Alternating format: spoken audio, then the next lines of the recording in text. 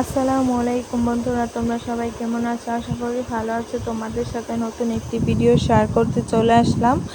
দেখো, এখানে আমি বাটা মাছ নিয়েছি এবং কি সাথে একটা পুঁটি কাপ মাছ আছে।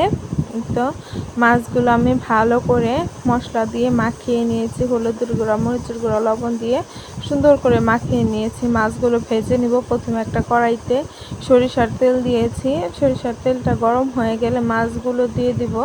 এই তো বন্ধুরা, মাছগুলো আমি দিয়ে দিচ্ছি। দেখো, মাছগুলো সুন্দর করে আমি ভেজে নিব। প্রথমে দেখো, সবগুলো মাছ এখন ভেজে নিচ্ছি আমি। দেখো বন্ধুরা, তোমরা কে কীভাবে রান্না করো কমেন্টে বলো। আমি তো যে কোনো চাষের মাছ তো বলতেই আমি ভেজে রান্না করি। তোমরা কি করো? কত আছে ভেজে রান্না করে না, কিন্তু আমার ভেজে রান্না না করলে আমার ভালো লাগে না, আমি খেতে পারি না বন্ধুরা। এই তো দেখো, এখানে আমি সুন্দর করে মাছগুলো ভেজে নিচ্ছি বন্ধুরা। অনেক সুন্দর হয়েছে মাশাআল্লাহ মাছগুলো ভাজা। তোমরা দেখে হয়তো বুঝতে পারছো। মাছগুলো ভাজার পরে মাছ ভাজার ওই তেলে পেঁয়াজ কুচি দিয়ে দিলাম। পেঁয়াজ কুচিটা বাদামি কালার করে ভেজে নিব বন্ধুরা। দেখো, পেঁয়াজ কুচিটা হালকা একটু লবণ দিয়ে দিব। লবণ দিয়ে এরপর তোমার আলুগুলো দিয়ে দিব। এই তো আলুগুলো দিয়ে ভালোভাবে আমি একসাথে নাড়াচাড়া দিয়ে নিব, যাতে আলুটাও ভাজা হয়ে যায় এবং পেঁয়াজ কুচিটাও বাদামি কালার হয়ে যায়। এই তো আমি লবণ দিয়ে দিচ্ছি, যাতে তাড়াতাড়ি নরম হয়ে তাড়াতাড়ি ভাজা হয়ে যায় বন্ধুরা। এই তো এখানে আমি সুন্দর করে ভেজে নিচ্ছি। এক্সট্রা করে আর আমার আলু ভেজে নিতে হলো না বন্ধুরা। তোমরা হয়তো বুঝতেই পারছো, আমি আলু ভেজেও রান্না করি, কিন্তু এভাবেও রান্না করলে আরও বেশি ভালো হয় মনে হয়। তাড়াতাড়ি আলুটা সেদ্ধ হয়ে যায়। এরপরে হয়তো বেগুন দিলেও সহজ হয়। এরপর কাঁচামরিচ কুচি ও আদা রসুন বাটা দিয়ে দিলাম। সবগুলো আগে পানি দিব না, সবগুলো ভালোভাবে তেলের সাথে এইভাবে মিক্সড করে ভাজা ভাজা করে নিব। দেখো, আদা রসুন বাটা এই ফুটতেছে বন্ধুরা, কিন্তু হলে কেবল তাও আমার মনে হয় এভাবে আদা রসুনটা দিলে বেশি ভালো হয়, তরকারির ফ্লেভারটা অন্য হয়ে যায়। এই তো এখানে আমি এখন সামান্য পরিমাপের পানি দিয়ে দিলাম। পানি দিয়ে ভালোভাবে মশলা চতুর্দিক থেকে নামিয়ে দিয়ে এরপর লবণ দিয়ে দিলাম। লবণ দিয়ে হলুদের গুঁড়া দিয়ে দিলাম। হলুদের গুঁড়া দেওয়ার পর মরিচের গুঁড়া দিয়ে দিলাম। এরপর জিরা গুঁড়া ও সজের গুঁড়া দিয়ে দিলাম বন্ধুরা। এই তো সব কিছু দিয়ে মশলা দিয়ে ভালোভাবে এখন নাড়াচাড়া দিয়ে নিব।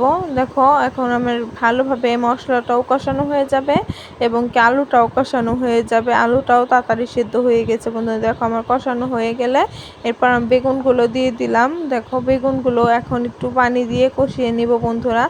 তোমরা দেখে হয়তো বুঝতে পারছো, খুবই সিম্পলভাবে রান্না, বেশি প্যারা নাই রান্নায়। অনেক সুন্দর একটি রান্না বন্ধুরা। তোমাদের ভালো লাগলে তোমরা কমেন্টে বলো। এই তো এখানে একটু পানি দিয়ে এখন ভালো মতো আগে এখন বেগুনটা সেদ্ধ হওয়ার অপেক্ষা করব। বেশিক্ষণ লাগবে না, হয়তো বা তাড়াতাড়ি সেদ্ধ হয়ে যাবে। এই তো এখানে আমি আলুটা দেখো কত সুন্দর হয়েছে, বেগুনটাও সেদ্ধ প্রায় কষানো হয়ে গেছে বন্ধুরা। দেখো, এখন ঝোলের পানিটা দিয়ে দিচ্ছি আমি। এভাবে ঝোল দিয়ে চতুর্দিক থেকে নামিয়ে দিব। মশলাগুলো নামিয়ে দিয়ে চতুর্দিক থেকে নামিয়ে দিয়ে বলক চলে আসবে। দেখো, কত সুন্দর একটা বলক চলে আসছে। এভাবে আমি 10 মিনিটের মতো ফুটিয়ে নিব। তার আগে 5 মিনিটের মতো আগে একটা বলক তুলে নিয়ে এরপর মাছগুলো দিয়ে দিব। দেখো, এই তো এখন আমি মাছগুলো দিয়ে দিচ্ছি। দেখো, ভাজা মাছ, ভেজে রাখা মাছগুলো আমি দিয়ে দিলাম। সুন্দর করে ভেজে রাখা মাছগুলো দিয়ে এখন 10 মিনিটের মতো ফুটিয়ে নিব হয়তোবা।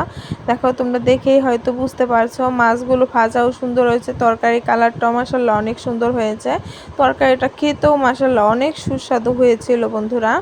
এই তো এখানে আমি দেখো দীর্ঘ সময় নিয়ে ফুটাচ্ছি তরকারিটা। তরকারিটা যত ফুটবে তত টেস্ট আরও বেড়ে যাবে। এই তরকারিটা নামানোর সময় হয়ে গেছে। তরকারিটা নামানোর আগ দিয়ে আমি জিরা গুঁড়া দিয়ে নামিয়ে নিব। এই তো এখানে আমি জিরা গুঁড়া দিয়ে তরকারিটা নামিয়ে নিয়েছি। দেখো, যেমন পাতলা ঝোল হয়েছে তেমন সুস্বাদু খেতেও হয়েছে। মাশাআল্লাহ অনেক সুন্দর হয়েছে তরকারি রান্নাটা। যাই হোক, আমার ভিডিওটি ভালো লাগলে সাবস্ক্রাইব করে বন্ধু হয়ে পাশে থাইকো। সবাই ভালো থাকবে, সুস্থ থাকবে। আল্লাহ হাফেজ। আসসালামু আলাইকুম।